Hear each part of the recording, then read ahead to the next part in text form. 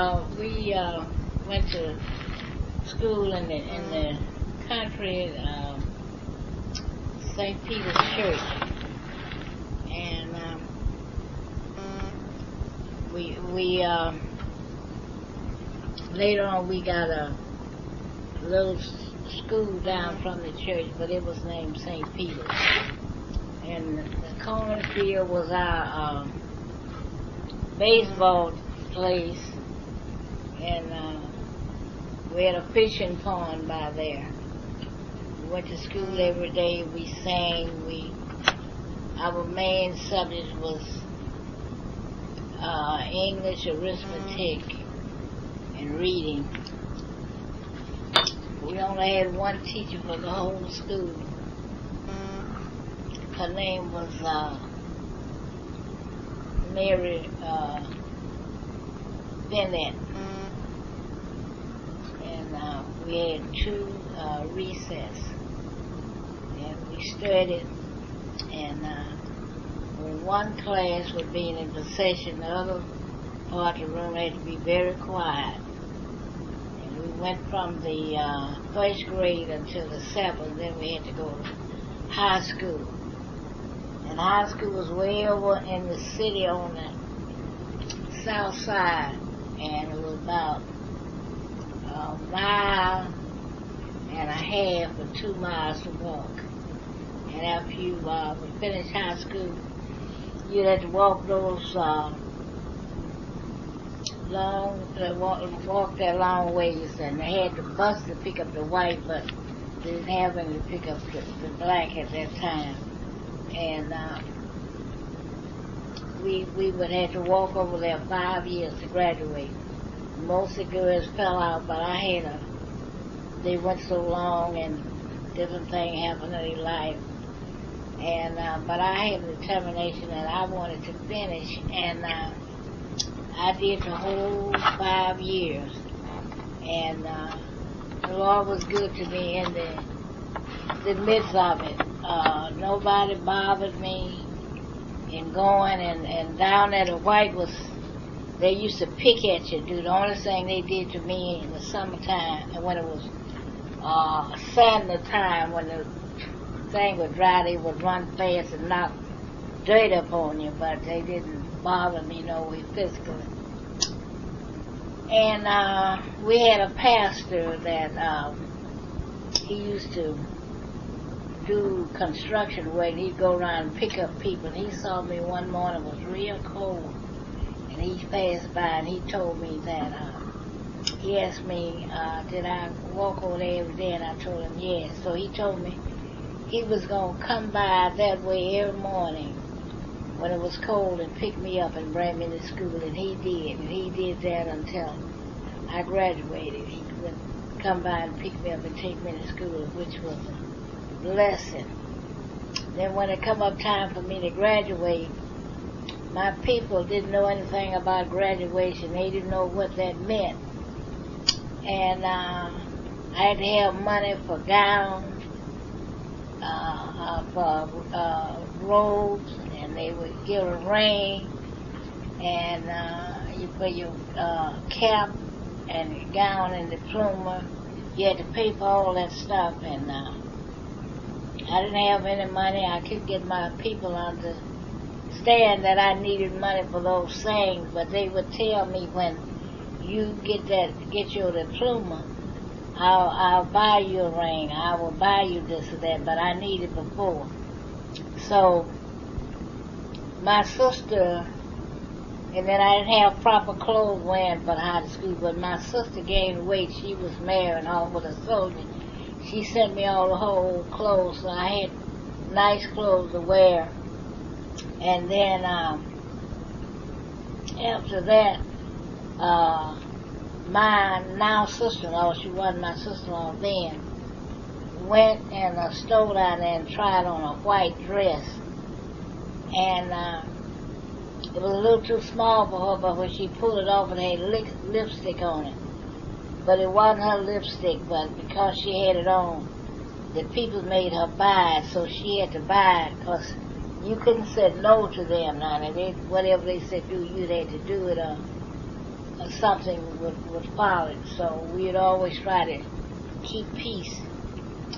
So she bought the dress, so I had to have a white dress for my baccalaureate sermon. So she did this just in time to get for me to get, after she could wear the dress, she gave it to me. And that was my baccalaureate sermon dress. And my husband now was in service, and he came home a little before I graduated. He wanted to buy me something for my graduation. And I didn't know what to ask him to get me or nothing at that time, because we wasn't too familiar with gifts and different things. So he gave me $20, and that $20 paid for the dress for the prom. And our pastor, the pastor at that time, paid for my cap and gown, and those were the things that I had to graduate with.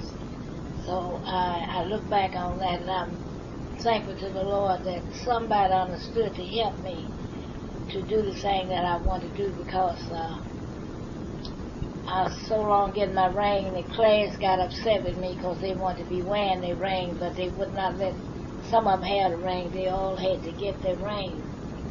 And I think it was my sister sent me money to get my ring. So it was a struggle, but in all, I accomplished the thing that I wanted to do, and that was graduate from the 12th grade, because I had been to St. Louis, and I see they had jobs up here, and they was making good down there. We wasn't making anything.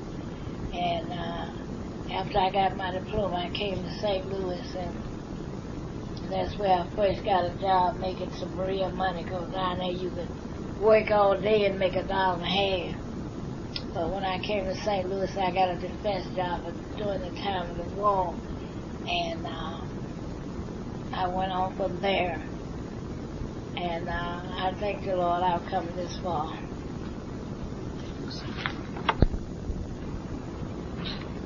As a child and coming up, people lived in little shacks and broken down houses, and they worked sharecrops, and they work all the year, and then at Christmas time they would get a few goodies, and the plantation owners fed them all summer. And during the winter, once they give them, they had stuff from the field, and then they give them a little stuff for Christmas. But then when the January start over again, they start and did to the sharecroppers or the owners down there, and they had to start all over again. And some of them had their own places renting, and then but they didn't have any way of any tools or any animals, anything to work with. So they had to work sharecrop with the white, and whatever they supposed to get half, but they never got half. They just got what they gave them, which kept them always in a position that they had to work for them. But with my dad, it wasn't so. My dad said he would never let us work for any white folks. That we'd work for him. Although he made good of that statement, we worked from time to time. But my dad, we had 40 acres of land bought, and Dad had a house built on that, and that was unusual for people down there. But my dad lived next to a white man that had about 180 acres. And it was on a river. So my dad fished, and they had what's called a camp house. And they used to have the big shot from the city would come out and camp out there on the weekend. And my dad and this white man, which name was Wales, they did what they call bootleg. They made illegal liquor, and they used to sell it to them. and they would sell it to anyone that like come out and come down and get fish, and they would buy liquor at the same time. And for that reason, we weren't considered as a poor family. We had all necessities, because when those people would come out there and they would fry fish, and they bring a lot of food with them, and when they would go back to the city, they would give Daddy all the food, and we'd have cooking oil, we'd have bread, we'd have tomato ketchup, hot sauce, mustard, and a lot of different things that the other people around us didn't have. And then my dad had on his place out there, he kept hot dog for some people, a white man, and the man would bring a lot of beef out there, neck bones and things for the dog, and we could take the best. Mom and them would take the best of that and cook it for us. And then we had a farm within ourselves. We raised our own syrup, our own vegetables, and for the winter we had kills of potatoes, we had bags of peas and things for the winter, so we didn't have to ask nobody for nothing, because we had for ourselves. We had cows, we had hogs, we had our own horses, we had our own farming tools, and then on our property we had a fish lake, and we could catch fish. When you go down there in about an hour or so, you have enough fish to cook. And some of the black doctors that was in the city down there would come out there, and they would pay so much to fish on our lake. So Dad had money coming. Then my dad would fish in the river and catch great big fish, and he would go and sell them over in the city. And then my dad sold wood off his place, so we at that time were doing real good. And during the summer he sold watermelons. My mama sold chickens and eggs and vegetables to the boarding houses, and so we wasn't in need for no thing like the other people. Other people would be coming to our house, even some of the white, and would be begging for just a piece of meat to cook beans with, cook their peas with. They didn't have any meat. And during Christmas time, we would have a great celebration. We'd get a big Christmas tree. We would get this, and we'd buy that, and we'd have stuff to even to give away, like food to people. And during the spring of the year, the people would come to our house and beg for a seed to plant for the summer, that they would have something like to plant around their house for food, because they didn't have any seeds, because all their deal was on the sharecropping, and they couldn't take nothing away from there. And we had plenty. We had what you call smokehouse. We would have hams, and we didn't have bacon, but we had what you call fatback, and we would slice it, and sometimes it would be strictly lean just like bacon, and sometimes it would be all fat.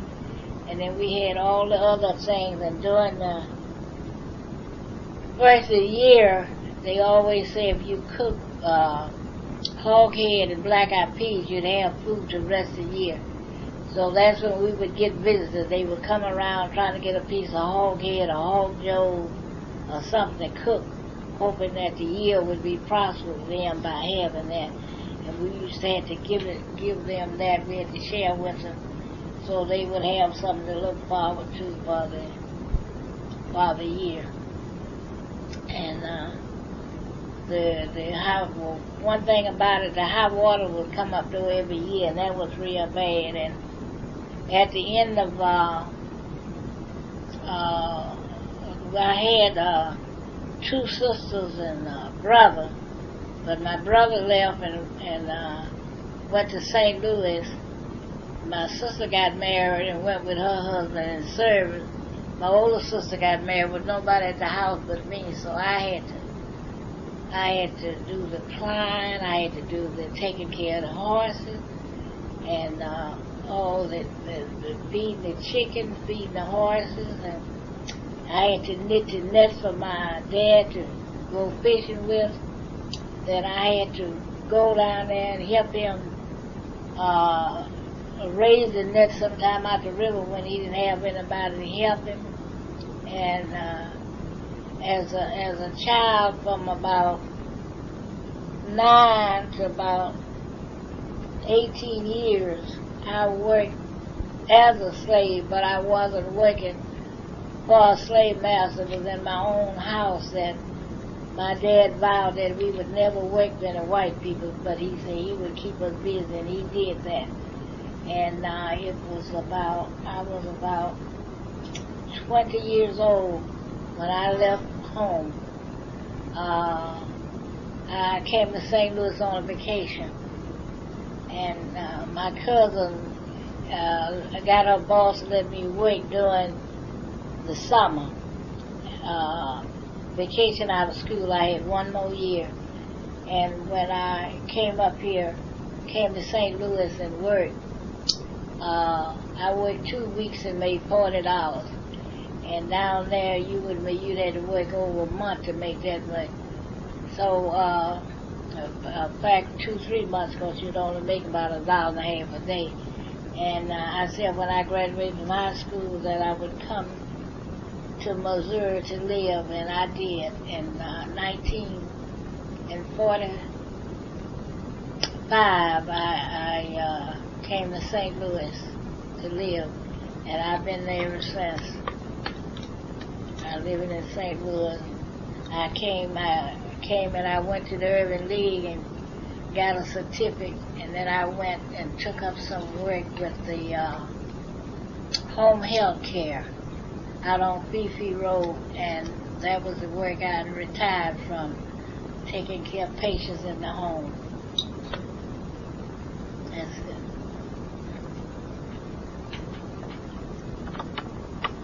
And Mom, how would you like to be remembered as? You know, like somebody think about you, remember you as. How would you like to be remembered? No.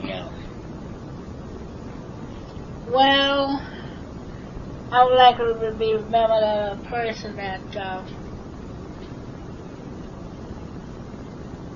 in the midst of everything, I always wanted to think of others going through things more than myself.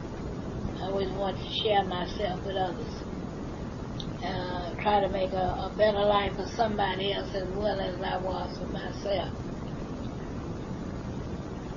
And I tried that in coming up.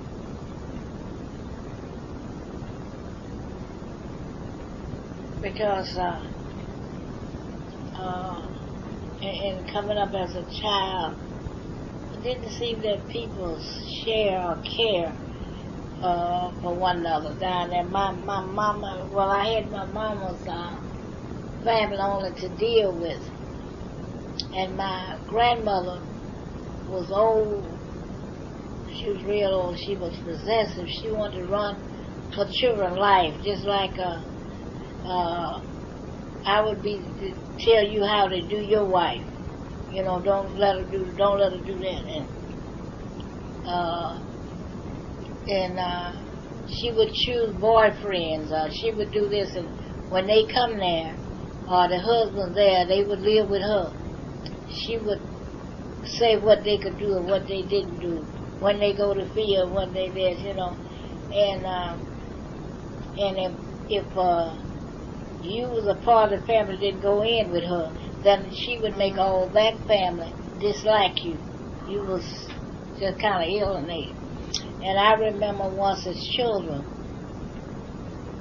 Uncle B's he was a kind of slim, tall, dark guy. and he had a wife. She was kind of tall like that Jewish girl used to be, but she was light. She had long hair, and they didn't like her. And so one year was it rained a lot, and that moody grass grew and kind of took the crop over. And we had laid by our crop, and Daddy told us, said, let's go over and help B them. Said their children was real small, help them get their crop together. And we had what you call turn roads. You go through the field, you know. Some of them cars couldn't go through, but you could walk through. And Mama Lou and them was right out here, like working down to this little pass we went through. And you know our children usually glad to see grandmama and auntie and everything we see. And we was trying to be friendly. You know, hi grandma, how this? And they turned their head and they would speak to us. Because we were going over to help Uncle B, and they didn't like it. So he one time was coming from town. He had this old wagon bed, and you have a thing you call a turn plow. You would plow, and it would turn the dirt over, you know, up in the grass there. It would, you know, cause the grass to die. And he lost his turn pipe plow and a blade rather. And they came behind and they got it, and they wouldn't give it to him. And something like that costs a fortune down there. When you get one, you could just have it filed. You know, you could go buy one of them things.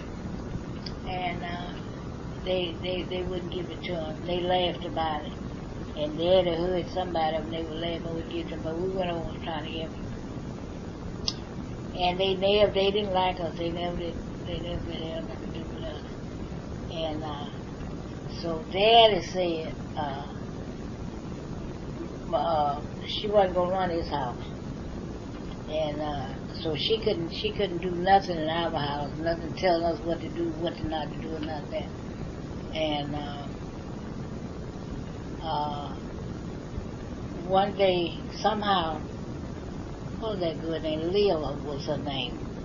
She got a gun. And she'd stay around the house. She was scared to come out of the house. But we had pumps, you know. And her pump gave out. And she had to go down by brook down there to get water out of a spring, because she couldn't get no water to pump. And they saw her going down there, and they let out to running down there, go jump on her, and she had that gun. Boy, she started shooting gun. They said they was running back, and they were scared of her then, because she had that gun, because they couldn't get up on her.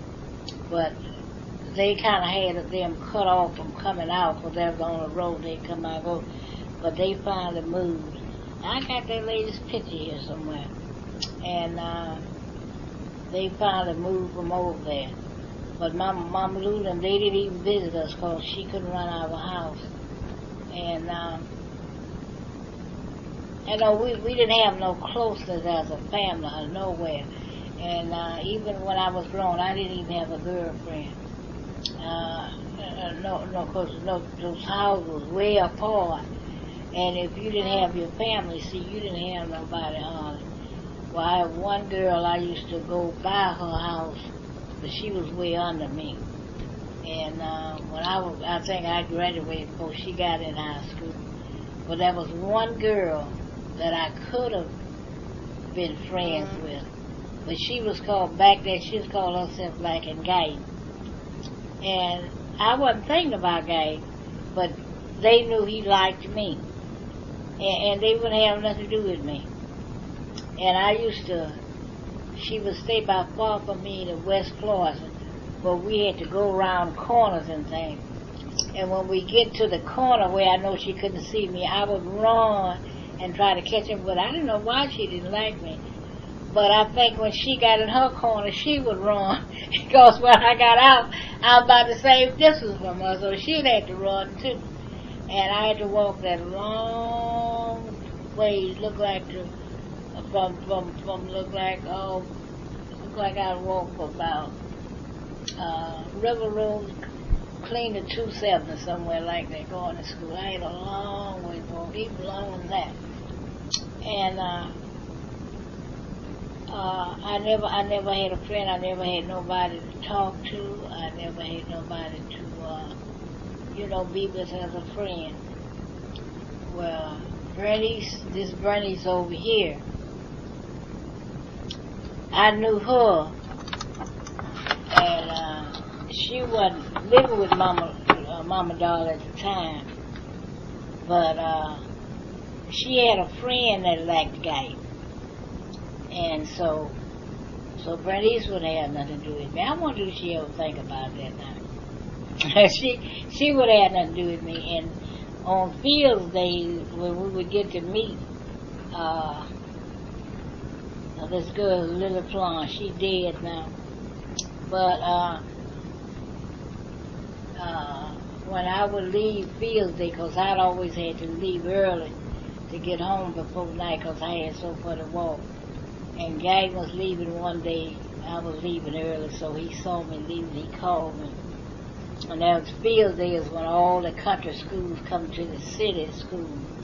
And they would have races, and they would bring different things to put on exhibit to see who win. And they would call it Field Day. And he would leave with me, and so Bernice saw him, and she called her, "Little Flossie, bring yourself back here," something. And so I said, I don't know what's going on. I said, but I don't want no trouble. I told him to come back there with the good. He said, I ain't going nowhere. So he walked on with me so far, and then he went back. And but they never liked me after that. They would see me, they would even know me. So I didn't have no friends. So I've always wanted to share with somebody, be with somebody. And I guess that's what made me what it took to deal with so many people, different people. It was the best thing because Mama Doll was really crazy about Guyton. I don't think she never forgave me for marrying him. She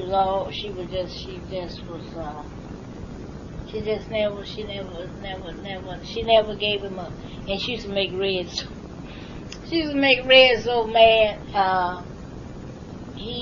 When we had the stove, after Red come back home.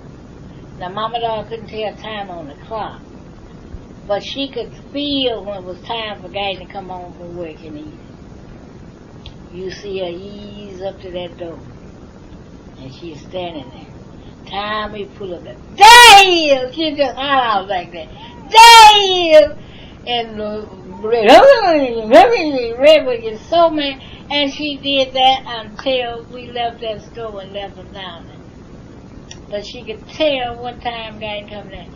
And when she come out here and had to live with us, that was rough. And Guyton said, Henrietta, he said, that's my mama. He said, would you forgive her and let us live in peace? He said, cause I don't want to hurt my mama. I told him, yeah, I would know. And she would hate to sit down and eat with us.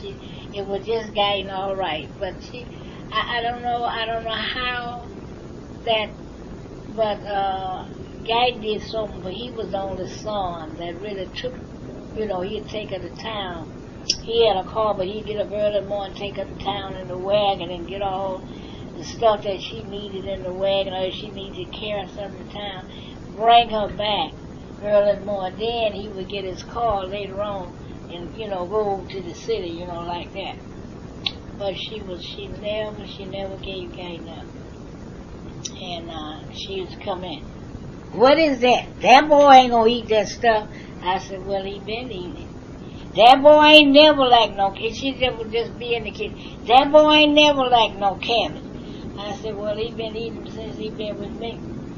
Well, he ain't like no cabbage. And In other words, you making him eat something he don't like. You know, she just worried. She just, and she used to hate to see me get anything. I live with that. We used to go down to Silas Market, a little store down there. They had, that was when we was kind of able to buy a little something. It got where we was able to buy a little something. That's when we lived on Lincoln. And I bought a hip slip and a slip.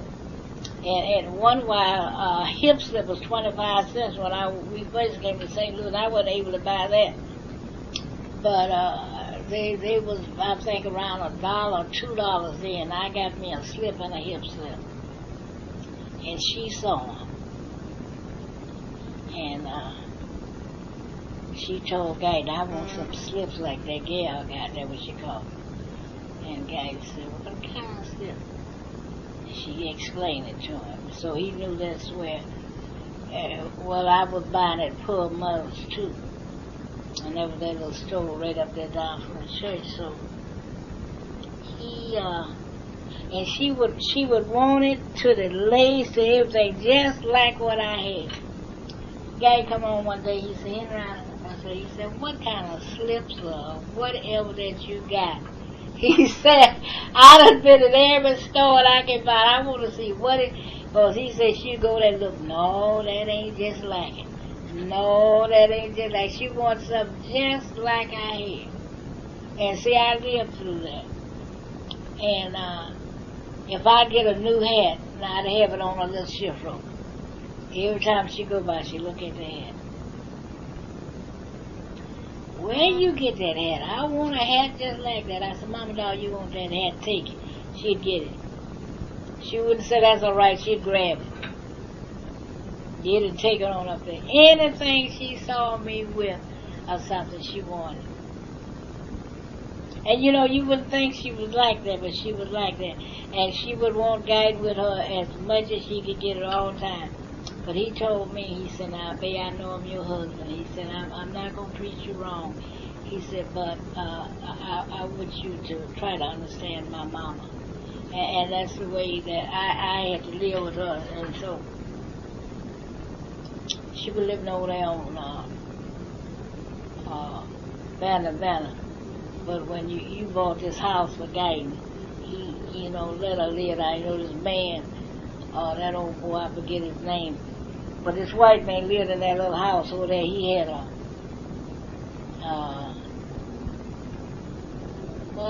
he wasn't a farm, but he wasn't all there. But he didn't bother nobody. And he used to go around over that park over there. At that time, they were selling glass balls, you know. And I don't know whether you remember when people used to sell glass balls, soda balls. But they stopped making them. They started making them out of something that's not pure glass, because it was real heavy. But he used to go around there and pick them balls up. I think it was about a nickel then.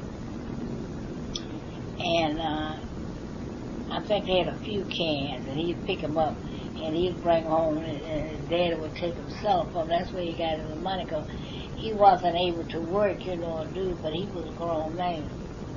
And this black guy moved over there, and they would catch him out there and run him, make him drop his balls, and take them from him and break them up, just did to go all kind of way. So the boy would come home, the boy was scared to go out, and so that's the reason this man come over there and asked Guyton would he buy his house, so he had to move out of the neighborhood because of that. And he said he had tried to get the police to give him some protection, but the police told him they couldn't do nothing until, you know, he didn't really do something to the boy. And he told him to take and shoot one of them and said it ought to leave. He said, I can't do that. He's going, if I go fool around and shoot one of them, they might, you know, kill us or do something. He said, I just want to get out of the neighborhood. And he said, I would like you're the only one I would like to sell my house to. And the guy told him he didn't have no money to buy it. He said, can't you give me something? He said, I would, if I just got enough to move with. He said, I just got a place to move, give me a place. He said. So the guy asked him what he'd take. I think he said $1,500, whatever he took for that place. But anyway, you brought him the check. he called you and told you and brought him a check. And then Mama Doll moved over there. Then she could watch Guyton everything he do in the yard, wherever he go. You see her, she just watching. She just shared it. She just loved it. Sometimes it kind of gets to me, and then I would just laugh about it, go on. But she watched him and she watched him. And then when she got sick and carried one and come up there, Guyton got on the airplane and carried her up there. And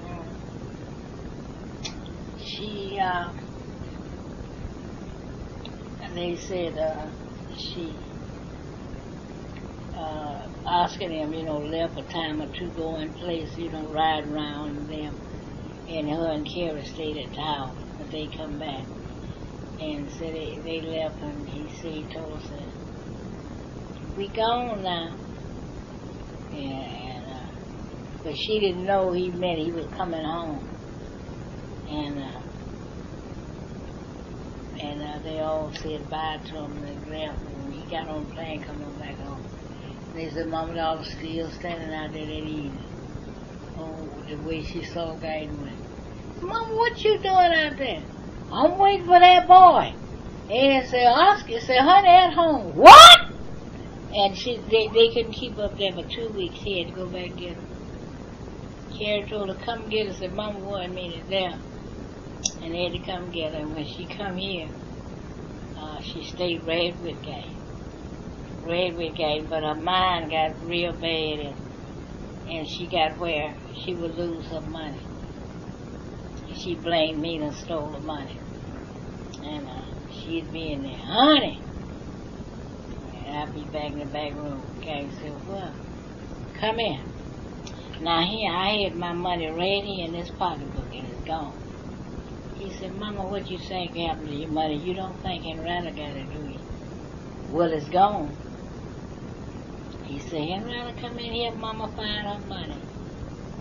And I come in there, she kept a lot of pocketbooks. And she would take it out one and put it up, and she just spent it. So I look around and say, here your money, Mama Doll. How did you come in here and find it? I looked, but I could. I said, well, anyway, here it is. Later on, honey, come here. My money gone. And that was her whole thing while she was here. And he said, come on, Mama, let's go walk. And he'd take her walk around. He'd bring her back, come in.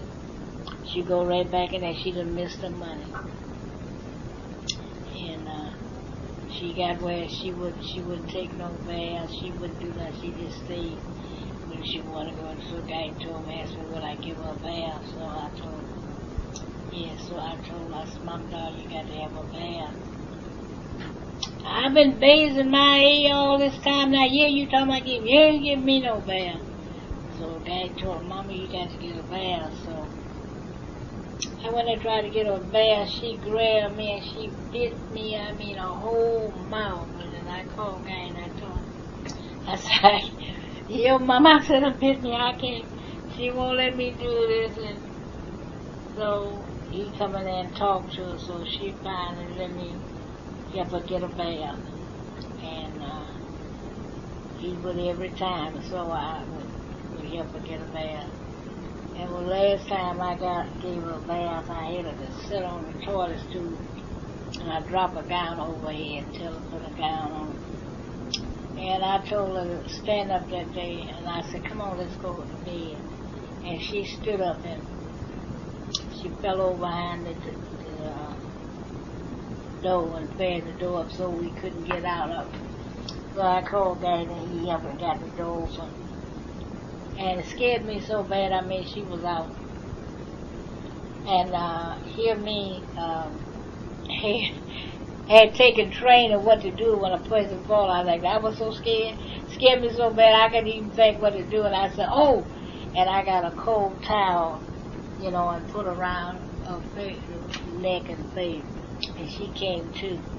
And I told Guyton to dial 911. And we put her in the hospital. And, them people's here look like in 3 seconds. They really got in, they get her to the hospital. But in the meanwhile, when we had the stroke, and I would get her appointment to go to the doctor, I would give her, I let Red go with her. And when they get out, I go and pick her up. I close the store and go pick her up right quick. And she went to that doctor about 5 years or more. And that doctor never examined her. All he would do was, just listen to her for taking blood pressure. And she had gotten where she couldn't have a bowel movement.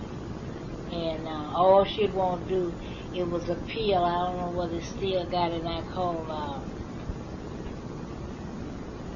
Phenomans. I don't know whether you remember them. And they would make your bowels move, and she used to just eat them. And I want me some more Phenomans. That's the only thing make my bowels move. So the doctor had given her some Duplex and something, but she wanted them Phenomans. And I would take Red over there to the doctor with it and come back. So, I don't know what we had, closed the stove, I think we had. And I carried her to the doctor. And the doctor came out there and told me, he said, Miss Guyton, I have never been able to, Louise was waking up there, Dr. Shelton. He said, I have not been able to give your mother-in-law examination. Say she will not take her clothes off, she will not lower her blouse. He said she won't do nothing. And I got to thinking all them years going over there. And she should have had one of them, whatever it is, where they didn't say the thing of her bowel. She had cancer in her bowel, in her rectum. And nothing could come by, and the Phenomans sometimes would let a little by. And but it grew to the point she just couldn't. And she got where when she was here, she wouldn't eat. And Guy said, come on, Mama, you got to eat something. I can't eat. And the doctor said she was full up to here. He said, I don't see how she could eat. He said she could eat nothing else. And what they did when they got her there, well, Dr. Shelton told me to give her an enema. He said clean out, but she didn't want me to give her no enema. So when they got to the hospital, they gave her an enema to clean out. But they said they only could clean out from the bottom. Said she cleaned from the bottom, but we can't move nothing from up in her. So we're going to have to give her surgery. And when they gave her that surgery, they said her intestines were full on up to her throat. And he said they don't even see how she swallowed. But the thing that happened, this stuff had been in her intestines so long, it had rotted her intestines. So when they cleaned her out and everything, and tried to suture to sew her intestines up, they would just tear. They wouldn't hold nothing so they could get back together. So they called us in and told Guyton that she wouldn't make it, because they couldn't sew her. She just wouldn't hold. So the only thing they were going to do is just sew up from the outside. And that was it. So I think there's a little misunderstanding there. I think Carrie felt that something went wrong, but about it, that reason why it happened, because she said Mama didn't seem like she was sick when she was up there, and when she wasn't just sick, except that. And she said Mama seemed all right, and we had to go let them cut on her. But I told her it was, the doctor said it was necessity, and if you take somebody to the doctor, you got to try to, when they explain something to you, and we was hoping to try to help her. But she felt she didn't need that surgery, so So when she came out here, she never come out to the house. I don't know what she figured I instigated or what, but I said, well, I've done all I can. I just give up. So she wanted Mama Doll dressed in a dress she had bought her and something to be buried in. So Lane told me, he said, I don't like fixing dressing people up like they're going out in the street. He said, I like to, she told me the scarf to put around her neck and you know what I ought to do. You ain't got that on either. Mm-hmm. Oh, okay. I know you listen to all of that. The scarf on her neck and the dress you want to wear. So he said, that look like somebody going out the street. He said, I like for my bodies when I put them out look like they're going to rest. And so I told him, I said, well, I give you my sister-in-law's number. I said, you call and talk with her about it. I said, because I don't want to have no say-so. I said, I'll just tell you what she said she wanted. I said, now, whatever she wanted. I said, now, to be buried. I said, you don't have to pay for it. I said, I'll even give it to her. He said, because I want my people to look like they're going to rest. So I told him, I said, you talk to her. I said, whatever y'all decide is fine. But he didn't bury in that scarf and everything. I saw he had a different, but I guess she figured I mailed in that. But I don't know. I always like to get along with people because I like to be comfortable, myself. But it's hard sometimes, and I went out to try to prove to people I cared, but I guess I was misunderstood a lot of time. But I did my best, and I know the Lord understood, some of the things I went through. But Mama Doll never did. I don't know what y'all remember sometime when we used to call her the breakfast. She used to come down and say, I don't know whether there's anything down here fitting to eat to come down for. She said a thing like that. And guy said, Mama, why did you say that? And she'd laugh. She'd come and take her a little of this in her hand, a little of that, and get her something in her hand. She wouldn't get a plate to sit down and eat. And that's she did that on. And I don't know. But I would want to remember as a caring person, as a person that cares, even at the risk of their own feelings. But I don't know how people see me, but some people remember me from way back, and they said they were blessed by knowing me. So if it's just one, if I hear one, I feel blessed in that. I just help one person.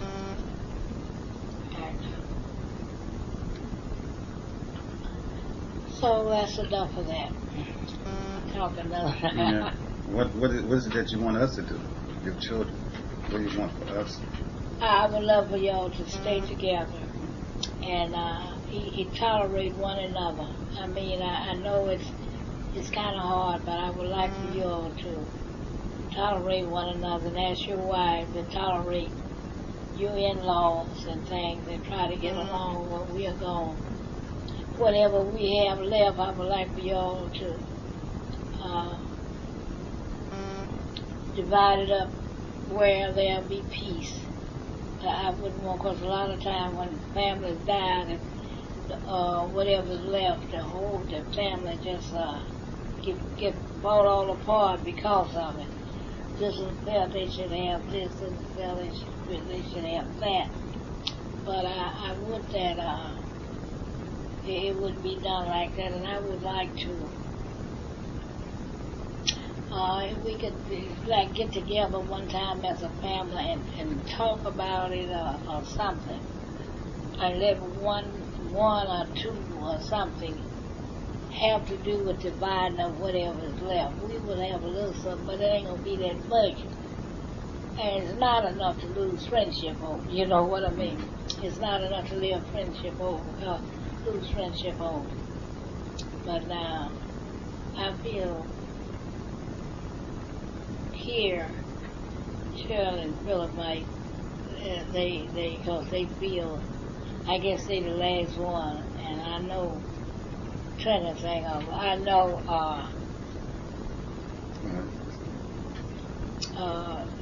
she feels that, everybody got something, and what's still supposed to be theirs, and I'm being misused right here a lot, but I try to, I'm still struggling, trying to live with it.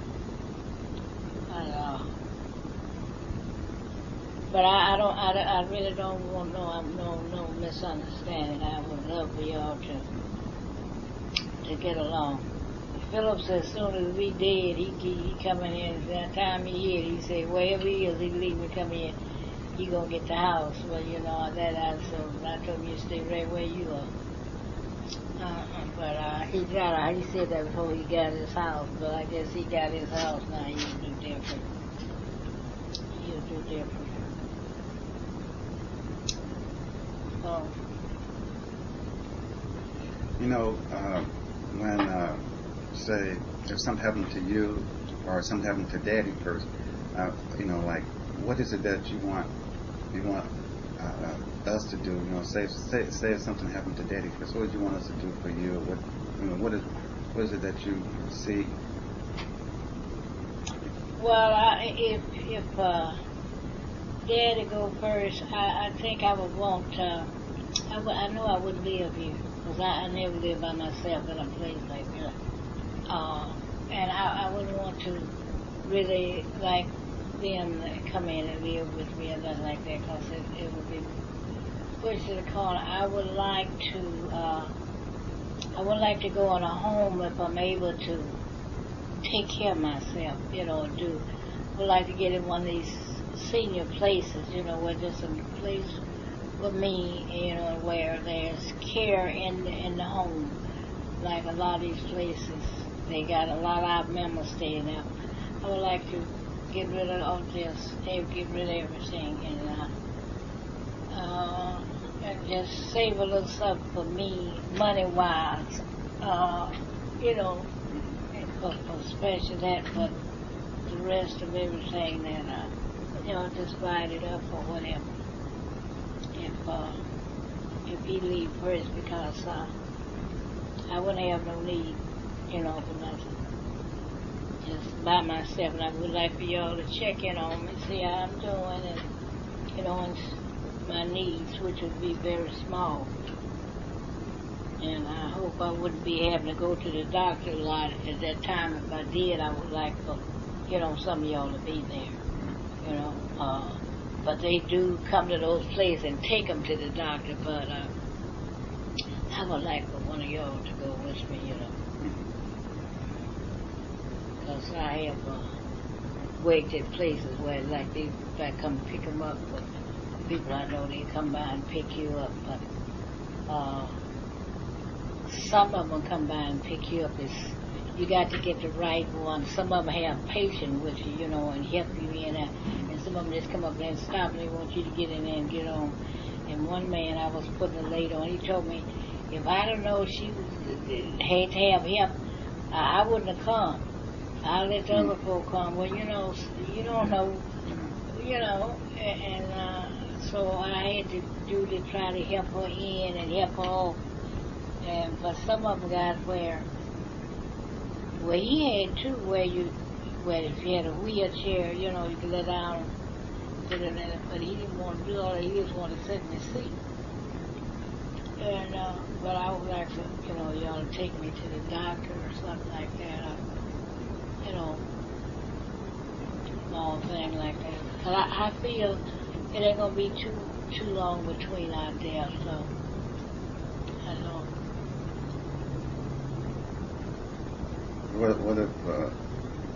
What is it that you want to do for Daddy if, say, for instance, you go first? Well, take care of him too. Well, he would have to have a little say, and I don't know whether he would want to stay in the house or not. But I just would like for him, because if Dad is a baby, like, he loves a lot of care, and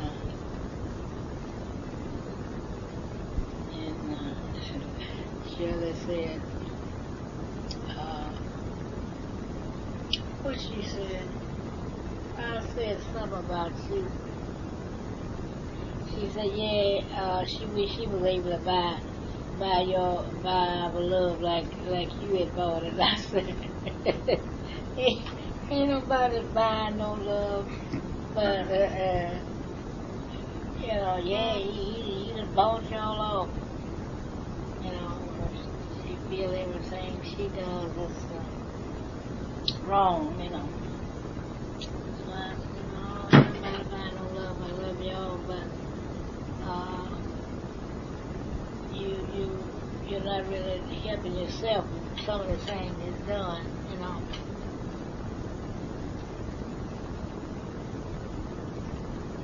Yeah, that's one thing I was concerned about. Like, say, for instance, like things that they like to eat, things that he likes. You know, a lot of times, you've been together so long, you know what he likes, and you know what he.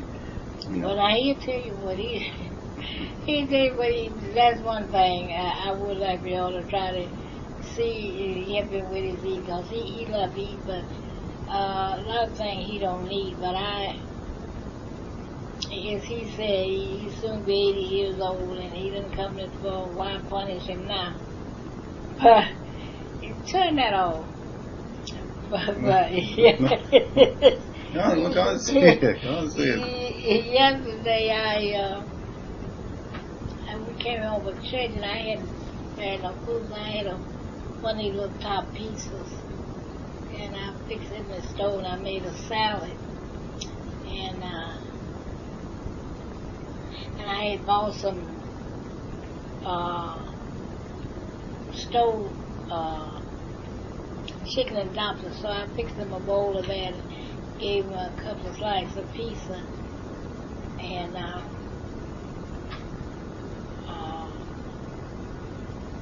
so he sat down and ate the thing, and ate the pizza, and what else I said we had? Dumplings, and he drank him a soda, so he was all right. But I was cooking some pork steaks, and I put them in the roaster, put them in the oven, and cut up onion over, and made a little gravy. He loved gravy. And then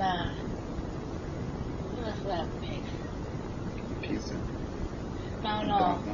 No, that he had already eaten a pizza, and I fixed something else to go with that. I don't know what I had. Oh, rice. I fixed some rice to go with it. He loved rice and gravy. And he went by there and he looked in there at that meat in that thing. He said, I wish I could throw up what I done eat. He wanted to eat, get in that meat and stuff, and he's over that meat and gravy and rice. I had to laugh at him. Well, he said it just as sincere, so he loved eat. He loved his meat, he loved his bacon, but I've been trying to keep him off of it. I buy him turkey bacon, but that's not his dish. But I told him if we got to the point now we need to eat, and I told him a lot of medicine we taking don't go along with a lot of stuff you eat now. You gotta eat different. But and that's one thing, I don't care how sick I am, how bad I feel. If I just get up and fix him some food, I can go back and lay down all the time till next time to fix that food. He wants that food.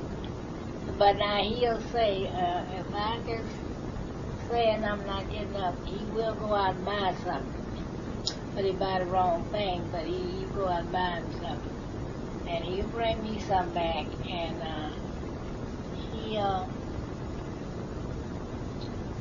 but if you just get up and fix him that food, you can go lay down. But he tell me, well, come on, let's go out to dinner. I said, if I feel like going out somewhere, I'd get up and cook something. But he loved eating. And I told him, I said, you need to turn sideways and look in the mirror. And he goes, oh, he's getting better. Yeah, I can pull my pants up. I pull my pants up, but he loved to eat, so That's the only thing that I would like for to see that he have him something to eat. And he loved to change clothes regularly and keep him some clean clothes. I don't know if you ever thought about it.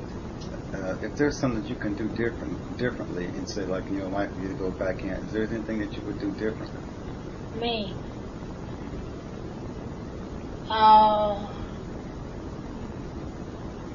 Maybe at some points.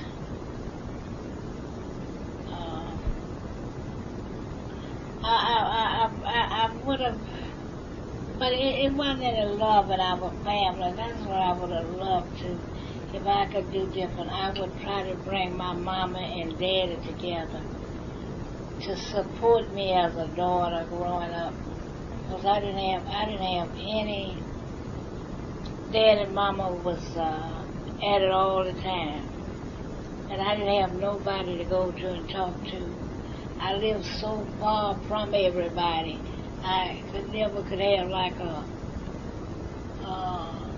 person, like another lady or something, Sometimes if a daughter can't talk to their mama, they can talk to somebody else. I didn't have nobody to talk to about nothing. And men was always after you, say something. That's the only thing. A man would want to give you a couple of dollars or something and try to get close to you. I didn't have nobody to talk to or nothing. All I said, if you said anything else, I'm going to tell my daddy. But my daddy was somewhat respected in the neighborhood. Of course, he never was one around joking and doing like a lot of them and doing like that. And when people saw him, they respected him. And but I didn't have nobody. I didn't have nobody to talk to. I could have talked to a man better than I could to a woman because they were there, But I didn't have nobody growing up as a child to know what it was growing up, and that's why I thank the Lord that you all are kind of close to us, because I had no mother, nothing to give y'all, because I had nothing to feed off of, nothing to draw from. You take, just like you got a job and not doing too good on it, and I said, not making money. Well, I said, when I get home and get a job, I'm going to do a little better than my mama did and my daddy did. But I didn't have nothing, to go from saying I want to do better by my children. And my mama taught me this, what I want to teach. I want to move a little high. I didn't have no example, no nothing to go by. I didn't know how to teach. I didn't know what to say. So what I did was just what God helped me with, And but one thing that I made up in my mind I did not want to do was use bad language in front of y'all, calling names and talking about you. I didn't want to do that. But I was whipped, so whipping was a part of it. I was whipped, but I know, because what I got whipped for, though, I was working like a slave, but I would get whipped for not doing it more, And then I was whipped very hard, and they would just pick up a limb or a brow or just a stick, anything, because that's what the white people do and the black folks, and I guess that's the way they feel they're supposed to do their children. And but that was one thing I would have liked to, if I had some kind of intelligence and raising children, being a mother, showing you kindness and teaching you things about life, because I wasn't able to teach y'all anything per se. But I just looked on y'all and just hoped y'all would do good. But I didn't have no way of teaching, just to know. Because, see, my mama, back there when I came along, you could, just like you, if you man like you saw me, well, I might have been 18 years old or something, but you wanted me, you'd ask my mama for me. And If they felt you'd take care of me, they'd give you to me. You know, like that. Well, my daddy, he was older than my mama. But my mama was 14 years old. You know, mama didn't know about no, you know, back then, know about no housekeeping and no this and no that. And things that he did to her or whatever, when she got up old enough, what she didn't like, she just fought back. And that's where it was. And then she got away. She didn't want him as a husband. Then he accused her of every man in the bottom.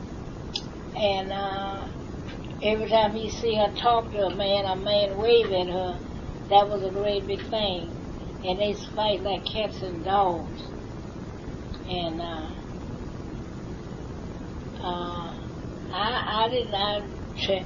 I said to myself, if this is married, I'll never get married. I said I wouldn't marry nothing as big a fool as a man. I just said I just go along. I didn't have nobody to talk to but me. And I thought I'd never marry. But your dad kept on wanting, after he was coming down there and he wanted to marry, he asked me would I not marry till he got back out of service. I told him I wouldn't, because I wasn't thinking about no marriage, no way. And it wasn't that I was, because I didn't know what loving nobody meant, because I didn't see no example, no love or no nothing. Just everybody standing their ground as they ought. And then the next time he came back, he asked me would I marry him when he come back. And he just worried me about that. I said, yeah, I'll marry you when you come back. But I was looking when he come back, I'd be long gone from Mississippi. I wouldn't even think I'd be around there. But they were going over to Guam, going somewhere, but a ship was sank or something happened. Something about, and they stayed there going over. And they stayed so long they gave him another vacation to come home. And so when he came home, he saw me. He said, you say you're going to marry me when you get back. I'm going to make you keep your word. And I said, you haven't been overseas. I said, you're supposed to go overseas. He said, you said when I come back, you ain't said nothing about overseas. And he just stayed. He just stayed on my case. And I was in school. I was my last year in high school. And he just stayed. He worried me and he worried me. So one day he was there and my dad was there. And he went and asked my dad for me and my dad gave it to me. And he said, that's it, I'm marrying you. And he went on over town and got the license, got a preacher, and got his cousin. And come out there to marry me. I don't even know whether I changed clothes. I really loved it so long. I don't even know what happened. But when he got there, my daddy had gone to the river and my mom was in the kitchen. Reverend Clay called us all together. So my mama came out the kitchen and I was already in my room. And Eddie, what's that boy's name? Eddie, it don't sound like Eddie, whatever his name was, came in the room and the pastor, Guyton, and his cousin and me. And he married us. Your father wasn't even there? No, I told you going to the river. He didn't even know he was coming out there and come back, I was married. Oh, and I thought, what in the world have I done? And I went home with Guyton that night, and Mama Doll saw me. She gave me the dirtiest. She gave me the dirtiest look. And she had her arm full. She just looked at me, and I said, what?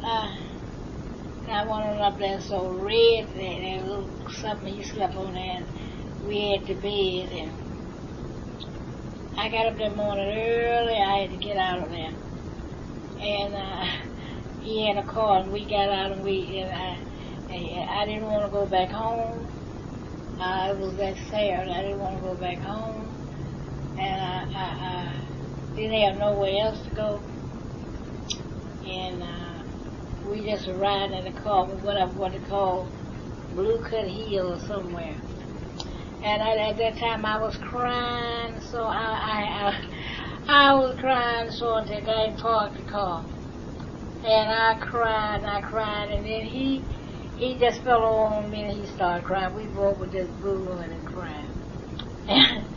And one of his friends came by, and he recognized the car, and he came over there and he tried to talk to us. We were crying, so he couldn't talk to us. he left us up there. We were just crying, and I cried. So I told him, and I said, "Will you stop crying?" He said, "I'll stop if you stop." And I bust out again. He stopped back.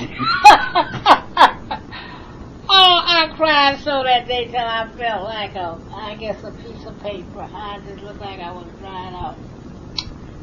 So I finally stopped crying, and we went on down to my house. And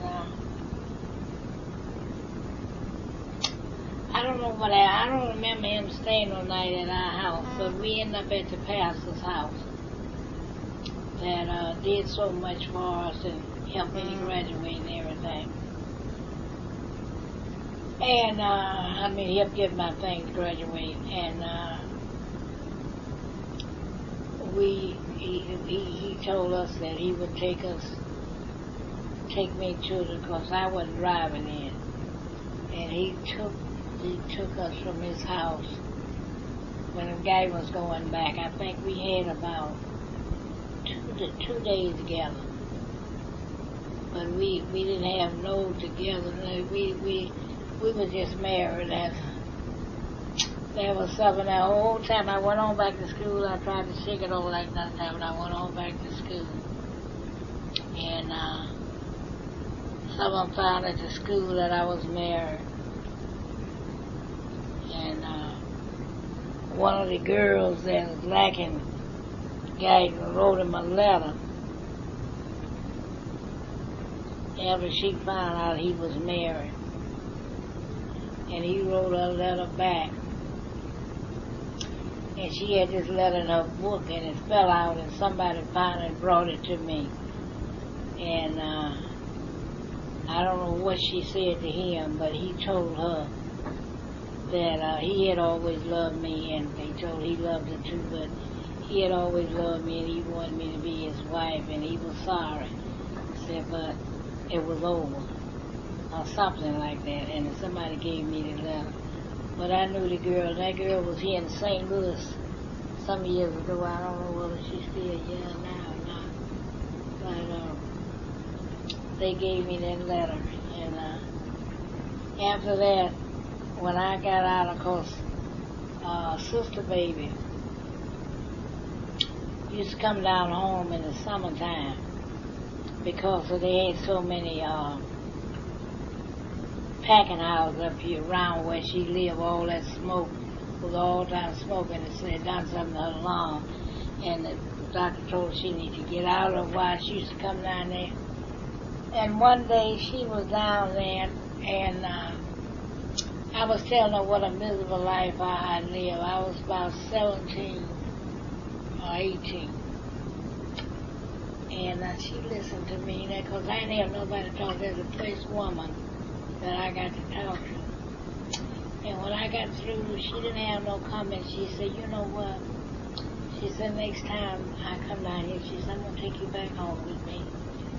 And I thought nothing of it, you know.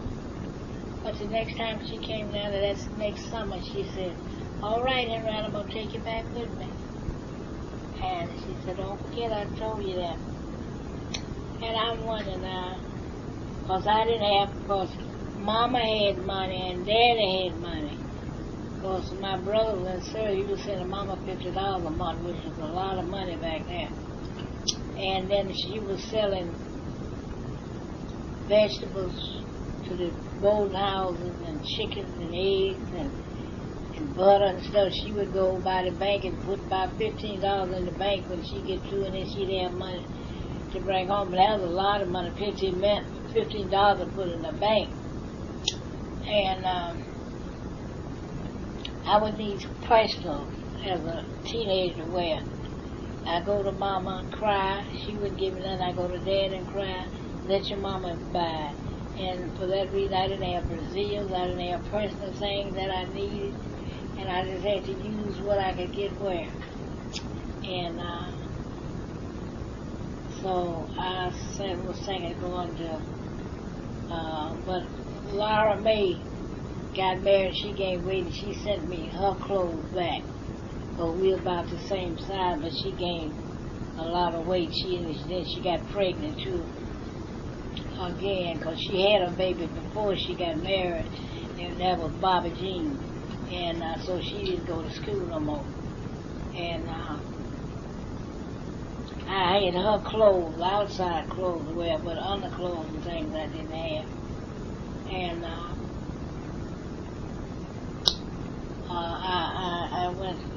went, so when she come down there, so she told me, get your clothes together. I got together one of the things I had. And I don't know who paid my way. You come all the way to St. Louis there for $8. I don't know who paid my way, I don't know what, but when she come back to St. Louis, she broke me. Oh, and I looked down, I went down there on I can't think of the name of the street. Oh my God. Shoto. And it was a long place to go down, and and they had all the bulb lights, and I was looking just like a pair of beads. I thought that was a pretty sight. I would just go down there and look up and down there. I'm in the city. Look at lights in people's houses, lights all up and down the street. And she lived right up, showed over down there. She used to live on Armstrong. She was the next street up on that corner. And but at the time I came here, she lived on this hill when I first came in. And I went to the house she lived. I think the house she lived in had her upstairs too. And Celia was at Livingstone one time. She came over to see me, and that was Daddy's other sister's daughter. And Sister Baby was Daddy's brother's daughter. So she came over there, and when I saw Daddy's sister, she had heard I was here. And she said, they tell me my brother's daughter's here. I wonder if she done all. And she was just about all them sticks down there. I don't know how she be able to walk around in the city. She was just talking about me. And I was coming in the room. And Sister Baby's mother knew me, but Henrietta didn't know me. And she was just talking about, and she don't know nothing about no city. She this and that and other. Them ignorant folks down there. And Sister Baby's mama just got to looking at me. She had eyes on me. And I was just standing up looking at her, and she was just talking about me. And then she called, everybody was staring at me. Oh, she said, you must have been my brother's daughter. And I said, I ain't right. Hi. Now she didn't even know me. She said, I never did get no grips on being close to her. I never did. She had a nice house, and because she was running Transom at that time. That's a place where you could get your girlfriend Barbara and go. She had a room up there, and they would pay her. And but I went with Sister Baby, so Celia came over and saw me, and she liked me. And she said, Henrietta, she said, you know what? She said, I got a good boss. So I'm going to see will he hire you for the summer while you're out of school. And I thought, now, what kind of work would I do in a city? And I'm from the country, if it ain't accent. I said, what in the world do I know how to do? She said, you get ready for Monday morning. So she gave me a time. I forgot what time it was, but I was ready. And she came over and got me. I went on downstairs, got the car, we went on. And she went in the fence plant down somewhere on 14th Street. And she carried me over in a corner. She said, now you stand here and my boss man gonna come out here and talk to you. She said, but I got to go to work. So she went on to her job, and after a while, here come this white man. He had a pair of big gloves in his hand. He spoke, and I spoke to him, and he told me to put the gloves on. I put them on. He had a file about this long, and he showed it to me, and on top of it was smooth under here. It had a belt and it had some knots on it, and it was a band just about the size of this, and they would be sawed off. But when they be sawed off, you know how that friend and stuff come on there. And he told me he wanted me to take that file and knock all that off, and then lay it back down on the belt. It was a conveyor belt. And I did that, and in 2 weeks' time, he paid me. I made $40. And I said, when I graduate back to St. Louis, I'm going. And that's how I got here. Because you work out all day and make $1.50. And you work all the week, you wouldn't make nothing. Because they felt like, you know, they just use you, you know, you just, and they was giving commodity stuff down there for the poor people. But they wouldn't give it to them because they said, if a nigger fool, he won't work. And they would keep that food, and like he'd wake me in his house all day, because I didn't do none. That dad didn't let us work for him. But they'd wake a person in their house all day, and then they'd give him a package of beans, some fat back, and maybe some meal or something. And oh, ain't it gonna have a good meal today? He said, I gave her some beans, I gave her some fat. She gonna have a good dinner today. And that's what they would do. They would work you and give you some of that commodity and $1.50 for your day's work. But after the war got to going on and guys got to leaving, you know, going to war, and they got to send it back to the house, and people got a little life in it. But somehow they got in the wind of this. And from Washington, they sent some men down to see what they were doing. And see, when they got hot, they used to have cabbages and potatoes, different things that were spoiled, and they would have to throw it in the river because it would stink so bad. And those game was, whatever it was, from Washington, they sent them down here and said they got with them, and they helped them throw that stuff in the river, and drank with them. They'd have some drink, and they would take that stuff down and throw it in the river, and they laughed with them. And so one day they held their badges up in front of them and arrested all of them for doing that, throwing that food away. And then after that, every month the people, you could go up there and get your commodity, your food. And they've been doing that for years, and people wasn't getting nothing. And just what they'd give, they'd bring you. People weren't able to buy nothing, but they'd work sharecropping, so the white would feed you, you know, just whatever they give you to eat, that's what you had to eat. But then after that, they changed, and so I guess they getting commodity or whatever today, you know, food stamp, whatever they would get. But they wouldn't give you nothing. They said, if you keep a nigger hungry, you'll work. But it's a different place down there now. It's a different place down there now. And if you would walk up to the front of a hotel, boy, they'd be doing this, you know, you can't come in there, you can't come, you had to go around to the back. And we, before Guyton got out of service, when we first got out of service, we went back down there, they changed, so we was welcome in the front door.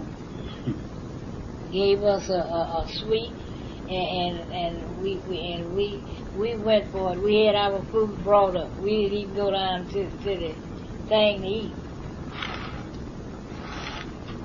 We had our food brought up. They brought it up on carts and had a little glass table. They set our food on, our chairs was over there. And that time I lost my wallet. Somehow I dropped it on somewhere. They said somebody brought it in off the parking lot. And I had $10 in there. And I had some pictures and insurance pictures and everything. And they called up here and told me that somebody turned my wallet in, and they told me that, say you got some of your grandchildren pictures in here, and I know you want it, and said we're gonna send it to you. Said, but we're gonna take. Did I have $10 or $15? Anyway, they told me they were gonna take money enough to send it, and they would put the rest back in, and they did. They fed it up and sent it. Boy, I was surprised about them. No white people did that. They took them, well, anyway, how much it took to send it off, and they put the rest of the money back in my wallet and sent my picture and everything else. How you know it's white people? Well, it was at the hotel, so the manager called me, so I figured, you know, it would have to go through there some kind of way.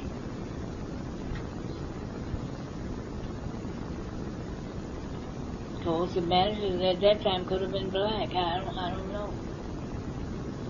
But I was just surprised. That was that little hotel right up the hill there.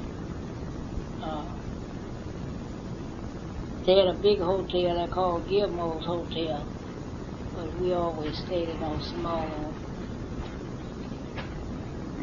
Well, I'm going to get ready to go. Okay. I enjoyed it. Now I guess I done talked enough. I guess. For the day. I'm telling you.